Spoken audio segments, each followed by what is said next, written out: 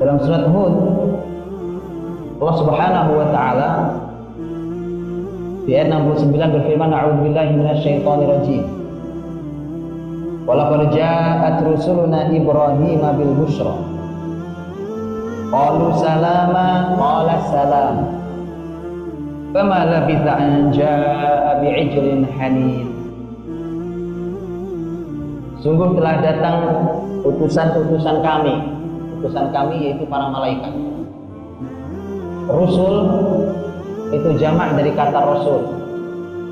Rusul itu bentuknya banyak. Banyak itu minimal 3. Rusul. Dan di sini artinya malaikat. Dan ternyata para ahli tafsir menyampaikan yang datang memang 3 orang. Saat itu Ibrahim sebagai tuan rumah dan Sarah tidak tahu siapa 3 laki-laki ini.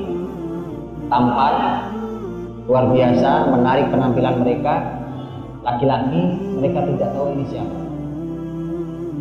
3 ini ternyata malaikat paling mulia, malaikat terbesar yang Allah ciptakan. Jibril, Mikail, dan Israfil. Jibril, Mikail, dan Israfil. 3 malaikat inilah yang datang kepada Nabiullah Ibrahim alaihissalam di rumah Ibrahim yang juga ada Sarah. Walaqad ja'at rusuluna Ibrahim. Utusan-utusan kami ini datang ke Ibrahim. Sekali lagi Ibrahim tidak tahu. Datang dengan membawa busyra, bil busyra, kabar gembira. Datang membawa kabar gembira. Tapi tamunya ini Ibrahim tidak kenal, kabar gembiranya Ibrahim juga tidak tahu. Ini benar-benar tamu yang tidak dikenal oleh Ibrahim. Qalu salama. Di sini nanti kita akan belajar dari Ibrahim dan Sarah banyak sekali tentang adab menerima tamu. Ini sungguh sangat luar biasa, adab menerima tamu. Mereka utusan Allah datang membawa busyra, kabar gembira. Begitu datang, ini ada bertamu, 3 orang ini mengucapkan salam. Qalu, mereka berkata, tamu-tamu itu berkata, salama. Apa jawaban Ibrahim? Jawaban Ibrahim, qala salamun. Ya, 2 kata ini. Ucapan tamunya adalah salaman. Jawaban Ibrahim adalah salamun. Ini persis sama dengan yang di Az-Zariyat. Salama adalah ucapan tamunya, salamun adalah jawaban Ibrahim. Para ulama mengatakan ada pelajaran yang ingin diberikan oleh ayat. Mengapa malaikat bunyinya salaman? Kenapa jawabannya Ibrahim salamun? Imam Ibnu Katsir dalam tafsirnya mengatakan bahwa ar-raf'u aqwa wa athbat minan nasb. Rafa' marfu' dalam bahasa Arab itu dhammah. Salamun itu dhammah, belakangnya dhammah. Kata Imam Ibnu Katsir, rafa' itu yang ditandai diantaranya dengan dhammah. Dhammah itu aqwa wa athbat, lebih kuat dan lebih kokoh dibandingkan nasab. Nasab itu, mansub itu salah satu tandanya adalah fathah. Salaman fathah. Ini menunjukkan Ibrahim mengajari kita untuk menjawab salam sebagaimana yang diajarkan oleh Al-Quran. Wa idza hayyitum bi tahiyyatin fahayyu bi ahsana minha aw rudduha.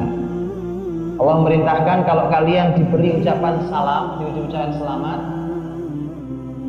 maka jawablah salam itu dengan yang lebih baik atau yang semisal. Allah tidak mengatakan sebaliknya, jawablah dengan yang semisal atau yang lebih baik. Tapi jawabannya adalah bi ahsana minha. Dijulukan Allah, jawabannya jawab dengan cara yang lebih baik. Aw rudduha, atau silahkan jawab semisal.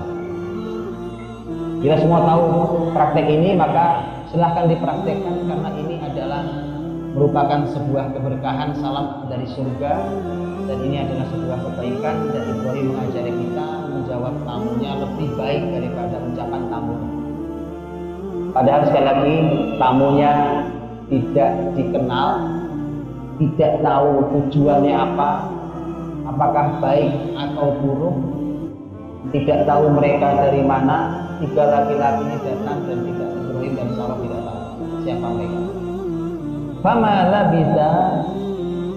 Jadi di ayat ini Allah menyampaikan bahwa menggunakan kata labisa yang artinya tidak lama. Tidak lama ini menunjukkan bahwa kalau ada tamu itu memang tidak boleh lama-lama menyuguhinya. Begitu datang segera. Ini harus langsung bunyi alarm dapurnya. Begitu ada tamu langsung. Karena ayat mengatakan fama labitha anja'a bi'ijlin hanin. Tidak lama setelah itu Ibrahim menyuguhkan daging anak sapi yang dipanggang. Dan tidak lama. Menghormati tamu itu bagian dari iman. Jadi kalau kita masih suka marah-marah karena kebanyakan tamu, itu imannya perlu ditanyakan. Karena Rasul Shallallahu Alaihi Wasallam yang menyampaikan, "Man kana yu'minu billah wal yaumil akhir, fal yukrim dhaifahu." Yang beriman pada Allah dan hari akhir, maka muliakan tamu. Itu perintah. Sekarang kita sedang diajari oleh Sarah berikut suaminya tentang bagaimana menjamu tamu. Sama labitha itu artinya cekatan sekali. Tidak lama tamunya menunggu, ternyata yang keluar adalah daging panggang. Dan ini berbeda dengan yang ada di surat Az-Zariyat. Allah Subhanahu wa taala berfirman, "Hal ataka haditsu dhaifi Ibrahim al-mukramin? Idh dakhalu 'alaihi faqalu salama, qala salamun qaumun munkarun, farada ila ahlihi wa jaa'a bi'ijlin samin." Kita bahas di depan ayatnya. Hal ataka haditsu dhaifi Ibrahim al-mukramin. Hal ataka haditsu, tidakkah telah datang kepadamu wahai Muhammad kisah tentang tamunya Ibrahim yang mukramin, yang dimuliakan. Hal ataka hadits, kalimat itu di Quran beberapa kali disebutkan. Kata hal ataka. Hal ataka artinya tidakkah sudah pernah datang kepadamu wahai Muhammad. Ya, itu hal ataka. Bukankah sudah pernah datang kepadamu wahai Muhammad. Hal ataka ingin menunjukkan ini adalah oleh para ahli ilmu disebut ini metode Allah Subhanahu wa taala untuk membuat seseorang yang diajak bicara itu memiliki keinginan yang kuat untuk segera tahu apa yang mau disampaikan. Jadi bukannya langsung disampaikan, malah ditunda jedanya dengan kamu sudah pernah tahu belum ceritanya. Nah gitu. Itu metode Qur'ani. Itu metode Qur'ani, cara bertutur, cara bercerita. Bercerita itu nggak selalu harus cerita gitu. Tahu nggak kamu ceritanya? Sudah pernah dengar atau belum? Hal ataka haditsu dhaifi Ibrahim. Ini kisah tentang tamunya Ibrahim. Dhaif dalam bahasa Arab itu satu. Tamunya ada berapa? 3. Dhaif itu satu. Bentuk banyaknya adalah duyuf. Itu duyufur rahman, tamu-tamu Allah yang rahmat ya. Duyuf atau adhiyaf. Dua-duanya bentuk jamak. Dhaif itu satu tamu. Loh kenapa? Kan tamunya 3. Jibril, Mikail, Israfil. Kenapa kemudian kok cuma 1? Dhaif. Ini kurang lebih sama dengan kata shadiq dalam Quran. Shadiq. Kata shadiq dalam Quran, shadiq itu artinya teman. Shadiq dalam Quran itu juga bentuknya selalu mufrad. Satu. Teman ibu-ibu ada berapa? Satu atau banyak? Banyak. Teman itu biasanya nggak satu, teman biasanya tidak satu, teman itu banyak. Mau tahu ayatnya? Ini ayat berbicara tentang masalah adab rumah, yaitu ayat yang ke-61 dari surat An-Nur. Laisa 'alal a'ma harajun wala 'alal a'raj harajun wala 'alal marid harajun wala 'ala anfusikum ta'kulu min buyutikum. Lihat, tidak masalah kalian makan di rumah-rumah kalian. Wala 'ala anfusikum an ta'kulu min buyutikum. Tidak masalah kalian makan di rumah kalian sendiri loh, iya, karena rumah sendiri nggak masalah. Au buyuti abaikum, rumahnya bapak-bapak kalian. Au buyuti ummahatikum, rumahnya ibu-ibu kalian. Gak masalah kalian makan di sana ya.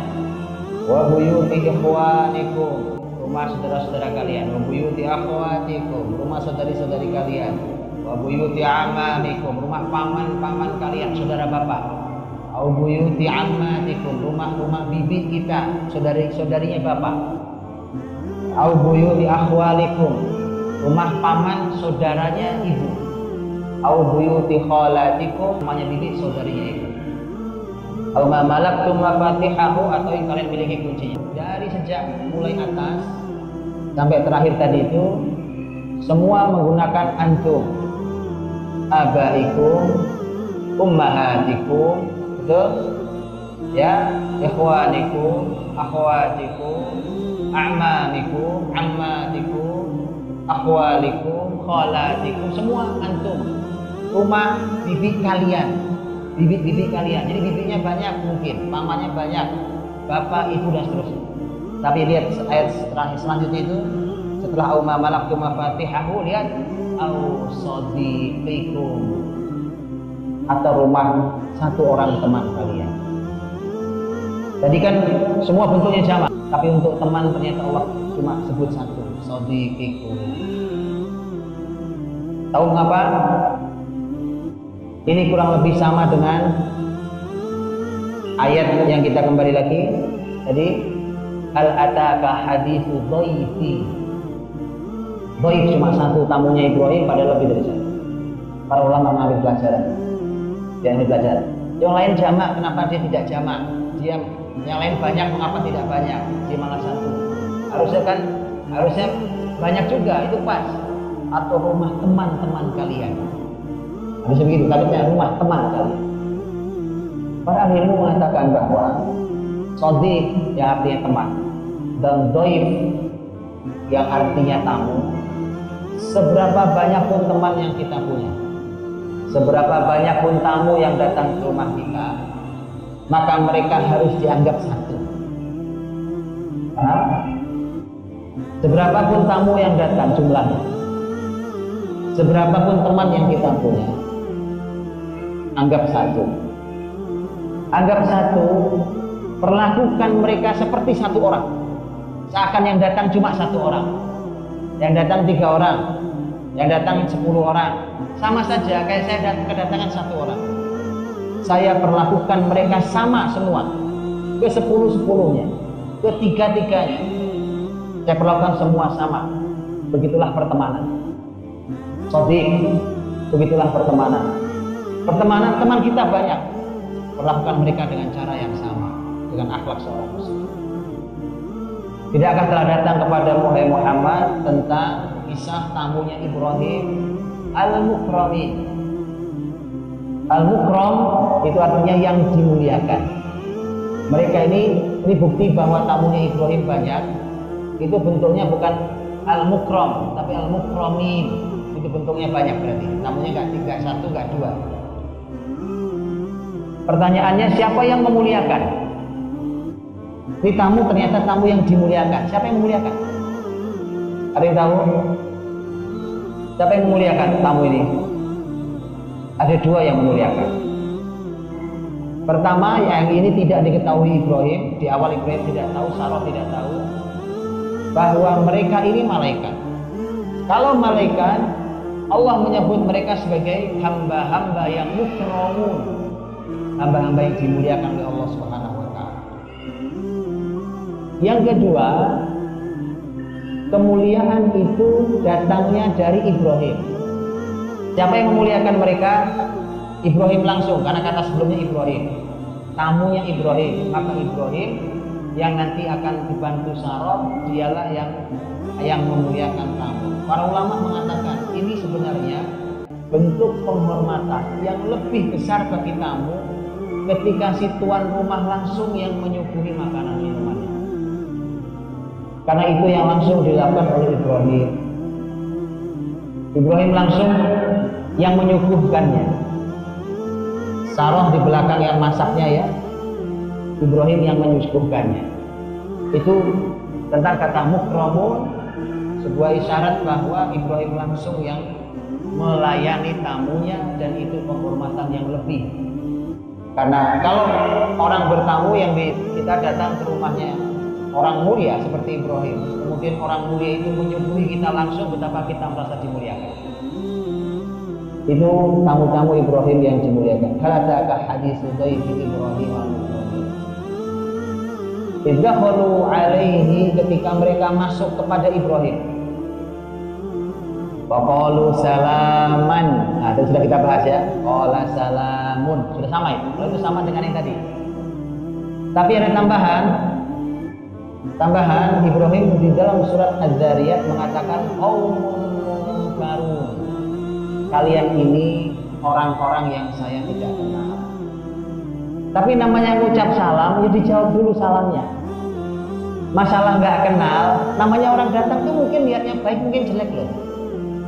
Assalamualaikum, dijawab waalaikumsalam warahmatullahi. Baik, atau waalaikumsalam warahmatullahi wabarakatuh. Artinya salamnya jawab dulu, jangan nggak dijawab ya. Ada orang assalamualaikum, waduh Pak itu pasti minta bantuan. Salamnya jawab dulu.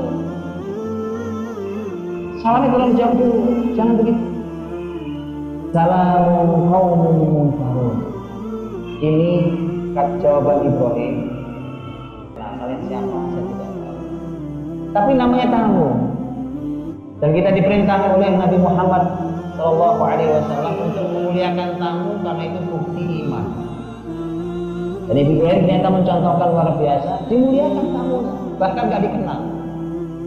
Subhanallah, itu akhlak para nabi yang kita diminta untuk memiliki.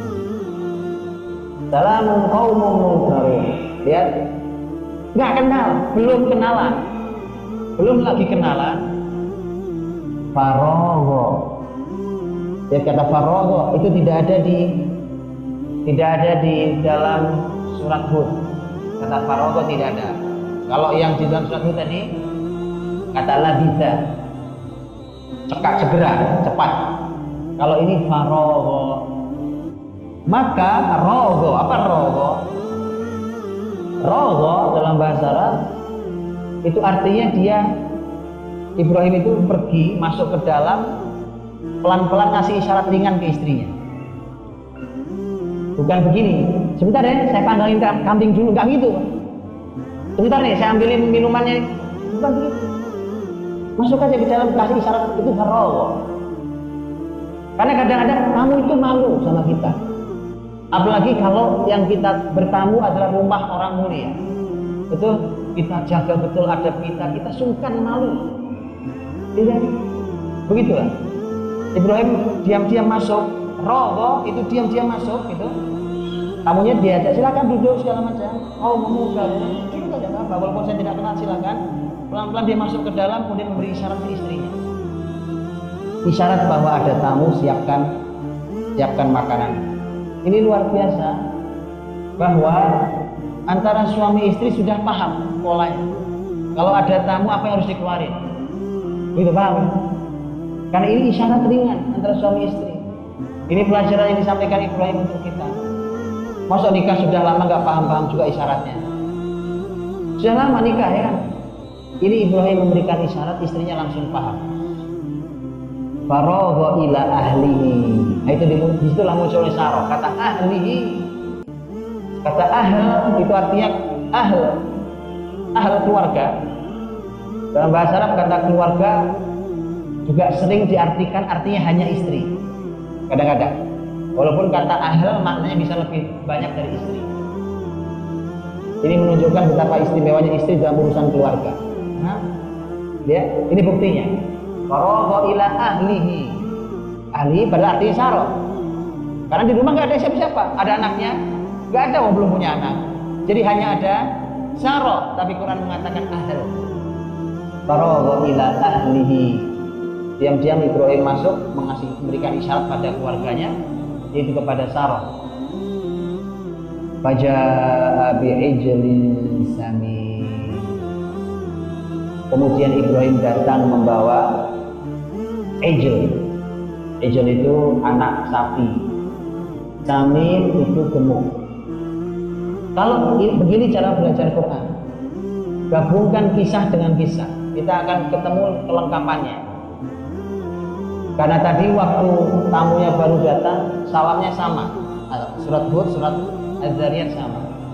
Tetapi yang di surat Hud Allah berfirman tidak lama setelah itu. Berarti melayani tamu tidak lama. Kalau di sini dia pergi ke belakang itu memberi pelan-pelan, ya, tidak kelihatan perginya, pelan-pelan pergi, dia kasih isyarat sebentar.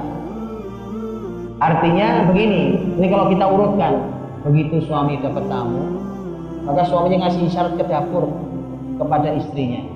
Dan betapa cekatannya istrinya untuk menyiapkan suguhan buat tamunya. Lihat kata setelahnya. Bajara, nanti Ibrahim datang menyuguhkan. Yang nyuguhin siapa? Di sini yang nyuguhin siapa? Ibrahim atau Sarah? Hah? Bajara. Yang nyuguhkan siapa?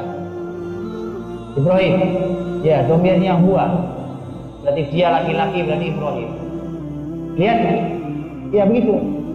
Karena kalau Ibrahim sibuk di dapur, itu tamu kagak ada yang ngurus. Begitu, berbagi tugas luar biasa di rumah. Itu memang begitu, rumah tangga itu berbagi tugas. Kemudian nanti Ibrahim yang ngambil, begitu dikasih isyarat sudah siap, Ibrahim yang menyuguhkan. Di dalam surat Al-Hud itu disebutkan daging anak sapinya dipanggang. Ijlin hanin. Kalau yang di sini di surat Az-Zariyat ijlin samin. Anak sapi yang gemuk. Gimana gabungannya? Gampang, betul? Begitu. Begitulah belajar Quran itu. Bahwa ternyata yang anak sapinya dipilih sapi yang gemuk, membuktikan Ibrahim begitu dermawannya. Dan kemudian kalau panggang berarti cara masaknya. Ya, karenanya lihat, bukankah ini, lihat, bukankah di awal Allah sudah memuji Ibrahim dan Sarah bahwa ini adalah keluarga yang dermawan, keluarga yang baik. Keluarga yang baik dan dermawan itu buktinya kalau ada tamu dia baik dan dermawan. Bukti baik dan dermawannya yang disuguhkan anak sapi yang gemuk. Bukan yang kurus, kerenteng, sisa, bukan. Saya mau nanya, tamu 3 sebenarnya cukup berapa daging itu? Tapi kalau anak sapi ya kebanyakan, betul? Kasih space lebih, begitu. Kasih yang lebih banyak sedikit. Karena kita tidak tahu. Ini tamu mungkin tetangga kita. Itu kalau kita kenal tetangga kita. Tapi mungkin tamu dari perjalanan sangat jauh. Yang mungkin kelaparan, mungkin kekurangan, mungkin apa. Itulah subhanallah, hak tamu itu sampai segitu. Sapinya sampai anak sapi yang gemuk. Anak sapi yang gemuk kita sudah tahu bahwa itu berarti memang menunjukkan benar bahwa Ibrahim dan Sarah adalah keluarga yang dermawan dan mulia.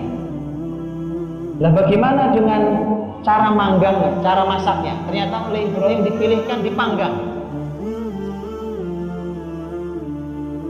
Semacam sebuah isyarat bahwa memang daging panggang itu paling top ya. dibanding cara masak yang lain. Wallahu a'lam, ya kan? Karena Ibrahim ingin menyuguhkan yang terbaik, betul?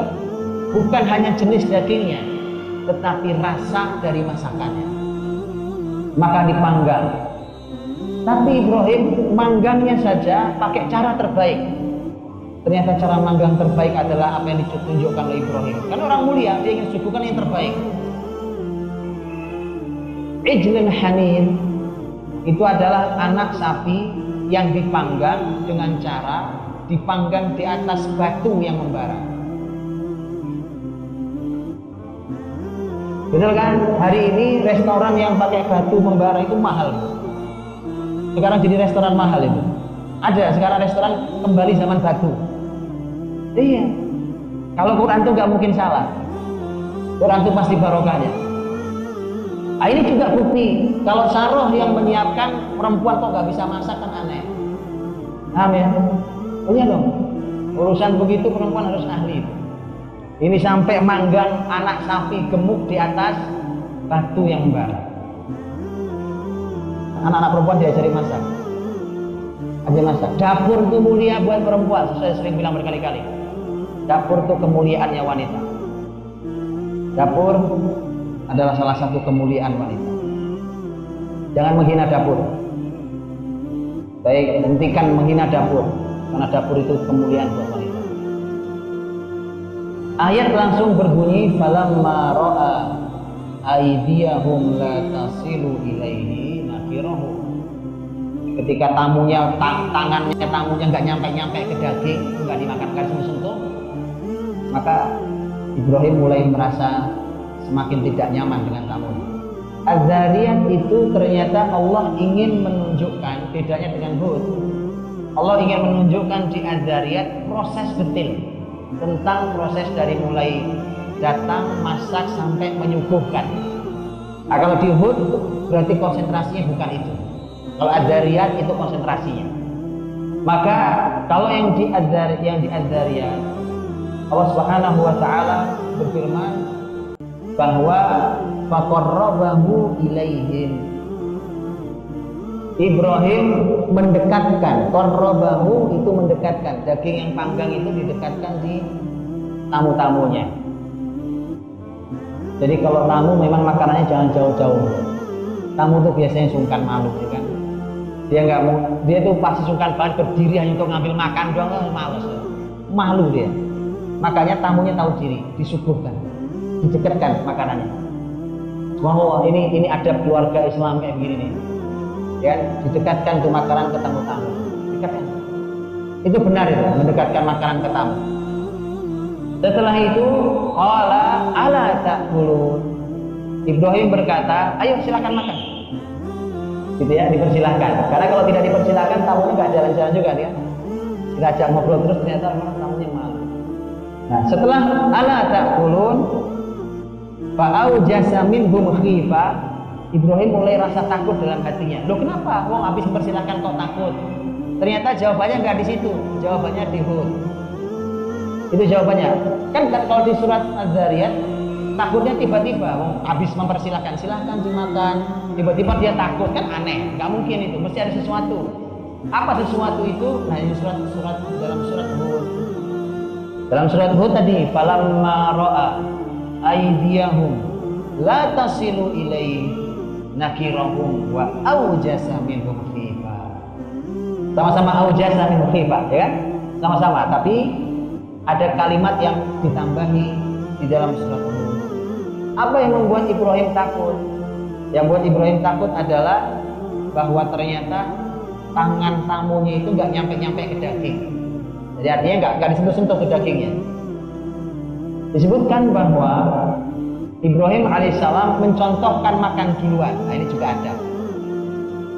Ini yang punya rumah makan juga. Ibrahim makan duluan karena sudah mempersilahkan, silahkan dia makan. Berharap tamunya mengikuti. Begitu dia makan, dia lihat loh, kok tangannya nggak ada yang berat.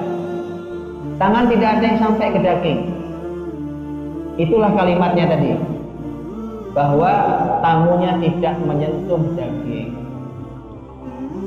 Makanya tidak sampai itu tangan ke daging itu, Ibrahim mulai khawatir. Ini siapa mereka? Fa'aujasa minhum khifah. Jadi kalau datang tamu jangan suudzon dulu. Ini tamunya siapa? Malaikat mulia. Ya tapi kalau khawatir ya ada saja namanya orang hidup ya kan. Tapi jangan suudzon. Tapi namanya khawatir dia muncul manusiawi. Fa'aujasa minhum khifah. Jadi setelah dipersilakan gitu, kemudian mulai muncul rasa takut pada Ibrahim, mulai khawatir. Kekhawatiran itu ada beberapa faktornya sebenarnya waktu itu, karena diantaranya adalah Ibrahim tidak tahu siapa mereka. Jangan-jangan mereka ini orang berniat tidak baik. Itu mulai muncul. Menurut sebagian ulama itu mulai ada. Karena biasanya tamu itu kalau niatnya tidak baik itu nggak mau makan lezat, itu kelamaan. Makanan lezat di depan itu udah lama-lama, betul kan? Orang kalau niatnya tidak baik biasanya langsung aja pada pokok permasalahan tidak baiknya itu. Dia mau mencuri, dia mau merampok, waliyadzubillah sebenarnya umpamanya nggak ada tuh perampok makan dulu nikmat sama tuan rumahnya, itu biasanya nggak ada, setahu saya biasanya, betul? Tapi ini kekhawatiran itu muncul. Salah satunya adalah bahwa tadi kekhawatiran ini apa niatnya tidak baik. Padahal di awal, bukankah di awal tamunya Ibrahim waktu masuk mengucapkan apa? Salama. Ucapan salam, apa di salama? Keselamatan untukmu. Selamat itu artinya berarti kamu gak akan bahaya. Tapi namanya orang, karena kan gitu. Apa ada orang mau merampok, assalamualaikum, gitu? Ya jarang-jarang kali ya. Adi sebenarnya dari awal sudah dikasih jaminan, kami ini kamu baik-baik, walaupun kamu tidak kenal. Karenanya saya ucapkan assalamualaikum, salam. Fa'aujasa minhum khifah. Qalu la takhaf. Qalu la takhaf, mereka berkata, tamu-tamu itu berkata, jangan takut. La takhaf. Qalu la takhaf.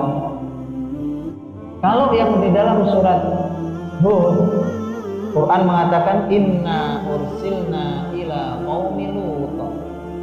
Kami ini diutus untuk pergi ke kaumnya Lut. Itu di surat yang ada di dalam surat Hud. Tetapi yang ada di dalam surat Zariyat lain. Qalu la taqaf wa basyyaruhu bi ghulamin alim. Kemudian diberikan kabar gembira setelah mengatakan jangan takut, kemudian diberi kabar gembira tentang akan diberikannya anak yang alim.